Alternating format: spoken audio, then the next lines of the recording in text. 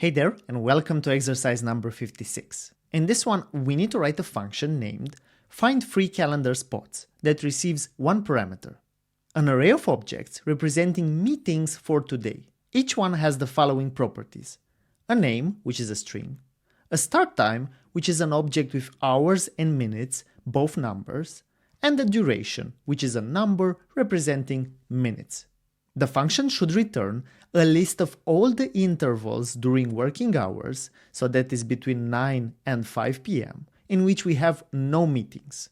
Those should be sorted ascending by start time and have the same structure as our meeting object, except the name property, which of course we don't need. Below we have an example. So those are our meetings, right? We have one from 4 p.m. and it takes 45 minutes. Then we have one from 9:30 and it takes 30 minutes, and so on and so on.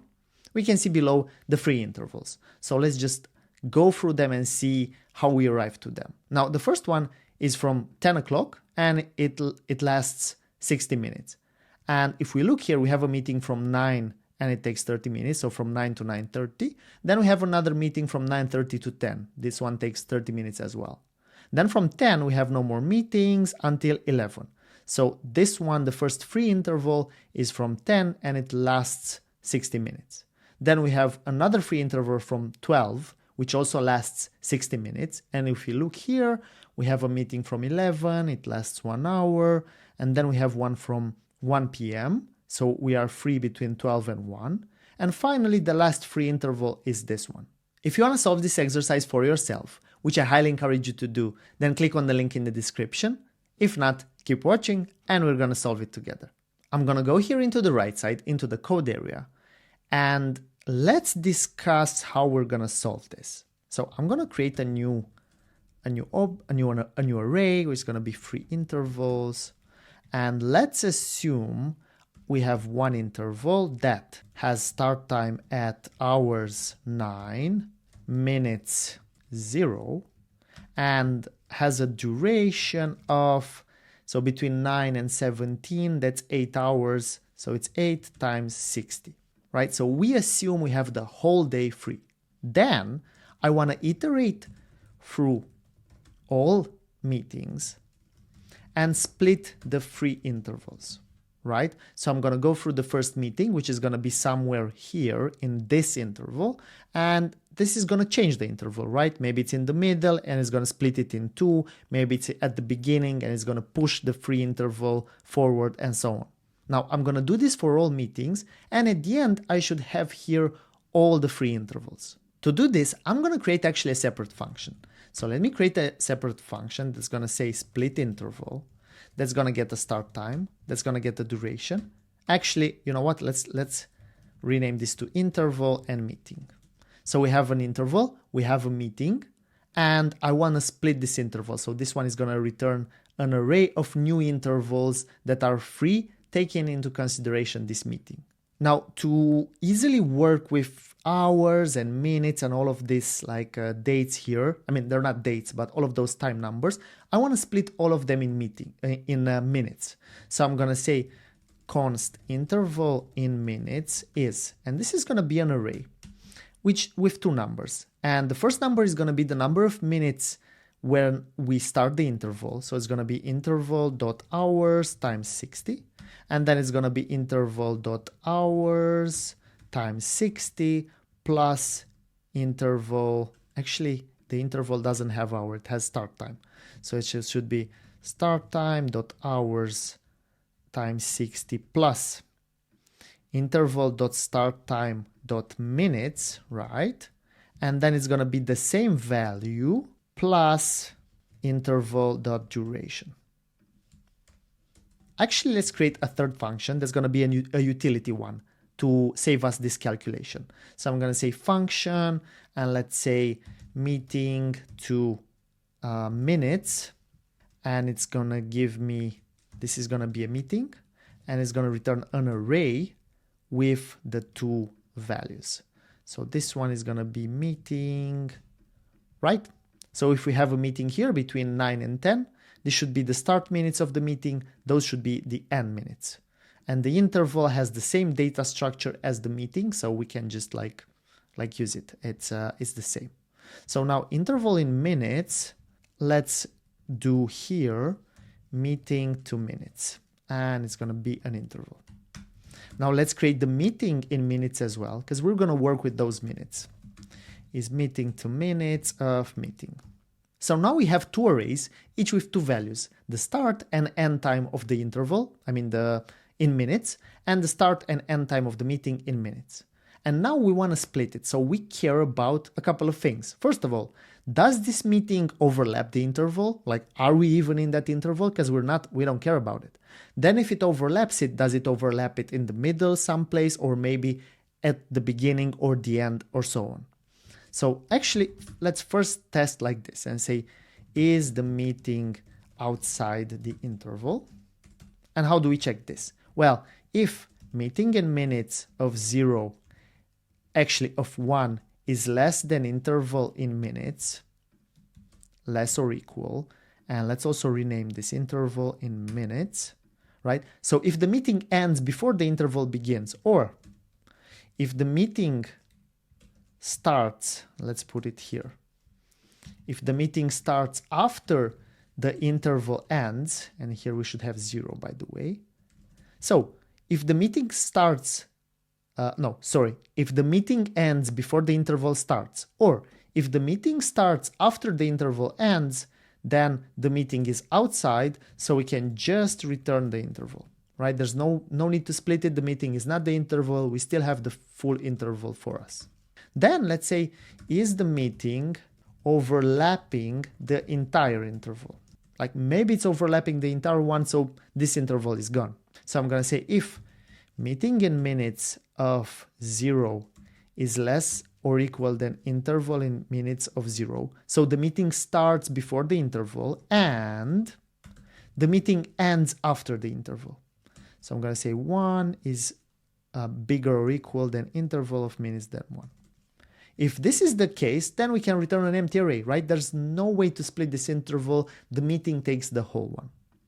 Now, number 3, we know the meeting is not outside the interval and the meeting doesn't fully overlap it. So it's either overlapping the start, it's somewhere in the middle, or the end. Now, let's put first the start. Is the meeting at the start?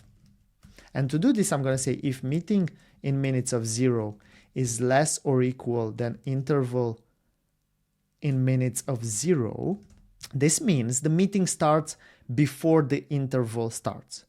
So then it also means it ends somewhere in the middle of the interval, because otherwise it would overlap it. So here I can return a new interval that's gonna be, and here actually we're gonna need to get a bit, not creative, but we're gonna need to create start time and duration. So the start time, okay, and actually to create the start time, I think it's best to create the opposite of this function. So if I can say minutes to start time, and then I get minutes, I can return hours is minutes div 60, and I'm gonna say math.floor, and then const minutes equal minutes remaining. Let's call it minutes minus hours times 60. And then I'm going to return a new start time, which is going to have hours and minutes. Hours and minutes is going to be minutes remaining. Why do I create this function? Well, because I just want to use it here. So I know that the meeting starts before the interval and somewhere in the middle. So the start time of the new free interval is actually the interval, it's actually minutes remaining of, meeting in minutes of 1. So when the meeting starts, our free time starts. Now the duration is going to be interval, it's going to be actually, so we know when the interval ends, we know when this one starts. Okay, it's going to be interval in minutes of 1 minus meeting in minutes of 1. Right? So again, let's double check. The meeting starts before the interval. So then the free time is when the meeting ends till the end of the interval. Okay, this looks good. And by the way, I noticed here that I put minutes and it should be minutes. Now let's do number 4. Meeting is the meeting at the end. So how do we check this? Well, it means the meeting starts after, no, the meeting ends after the interval ends. So the meeting ends, let's actually write this. Meeting ends after interval ends. Now, because this is the case and we know the meeting is not fully overlapping, then we know it starts somewhere in the middle. So the start time is actually gonna be interval.startTime. This doesn't change. And then the duration is gonna be actually the ending of the interval minus the start of the meeting. No, it's gonna be meeting, the start of the meeting minus the start of the interval, right? Okay, this looks good. And by the way, this should be 4. And finally, let's do here 5. 5, the meeting is somewhere in the middle, right? We don't even need an if because we know this is the case. So we're gonna have to split it into 2. So first is gonna be starting from the interval till when the meeting starts, and then is gonna be when the meeting ends, and we have this function minutes to start time of meeting in minutes of 1. So when the meeting ends, and the duration is gonna be the end of the interval, so interval of minutes that of 1 minus meeting in minutes of 1. Now, I know this is a kind of complex function, so I highly encourage you to really try and understand it, like debug it and so on. I want to test it. So first of all, let's see it in action before we write some more code. So I'm going to say console log, what's its name? Split interval off. And first we have here the interval. So let's say the start time is maybe hours 9 of the interval, minute 0, and we have duration 60. So we have an interval from 9 o'clock, which takes 1 hour. And the meeting is gonna be, let's say, from 9:30, and it's gonna have 15 minutes. What should be the new interval? So we should have actually 30 minutes before the meeting, because it starts at 9:30, and we should have 15 minutes after the meeting. So let's see. So we have an interval 9 and duration 30, that's correct. And then we have another one, 9:45, duration 15. Nice, that's good. Now let's say the meeting ends after the interval. So it starts at 9:30 and it lasts 60 minutes. Now we have just one free interval from 9 to 9:30. Cool. Now let's say the meeting starts at 8:30 and we got a bug.